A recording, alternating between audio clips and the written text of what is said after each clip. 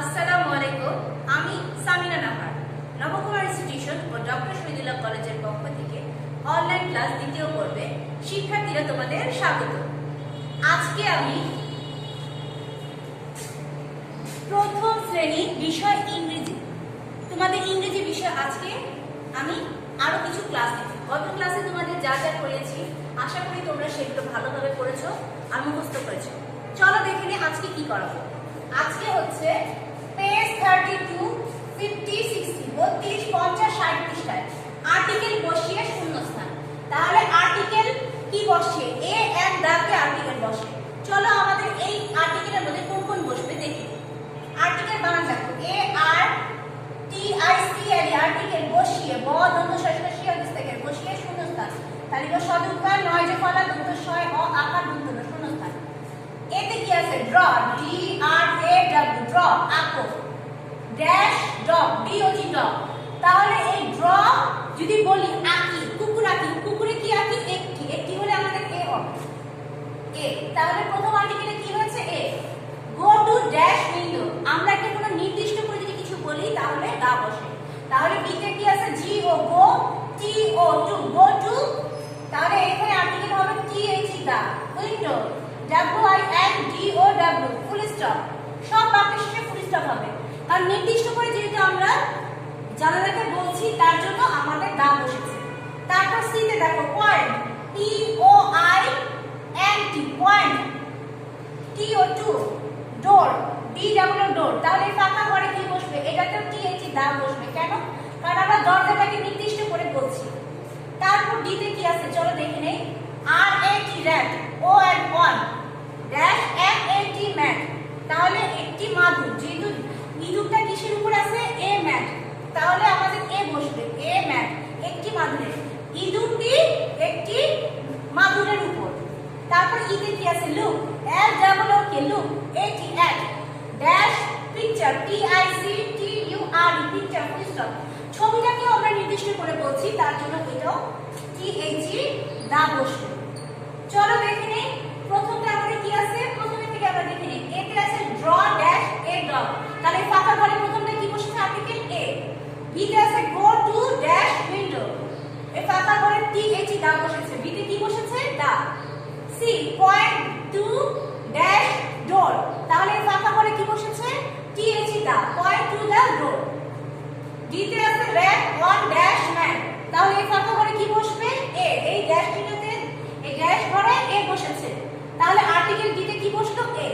আর ই তে look at dash picture, তাহলে look এর একটা নির্দিষ্ট করে বলছে ছবিটার দিকে তাকাও, তাহলে টি এইচ দা।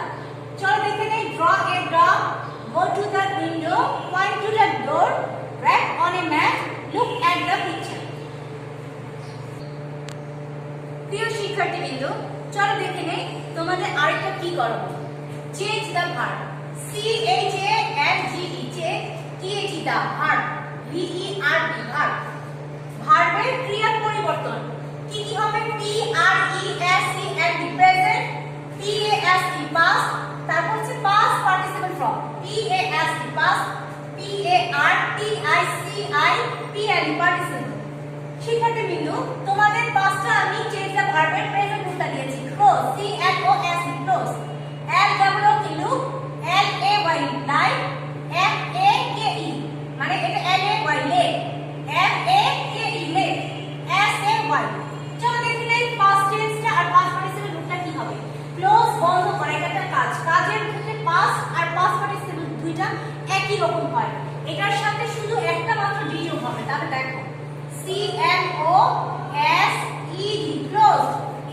তাহলে পাস্ট পার্টিসিপল যদি একই রকম হবে তাহলে এটাও লিখে দিলাম, C N O S E D, close. এটা ই, দেখো এটা ই। তারপর কি আছে? লুক, লুকের সাথে আমাদের এল ডাবল কে, লুক, তার সাথে আমাদের একটা ইডি যোগ হবে। তাহলে পাস্ট টেন্স পাস্ট পার্টিসিপল রূপেও একই জিনিস হবে। তাহলে চলো লিখি, L double K E D, look, এটাতেও লুক হবে, L double K E D, look. তাহলে look look look, close close close.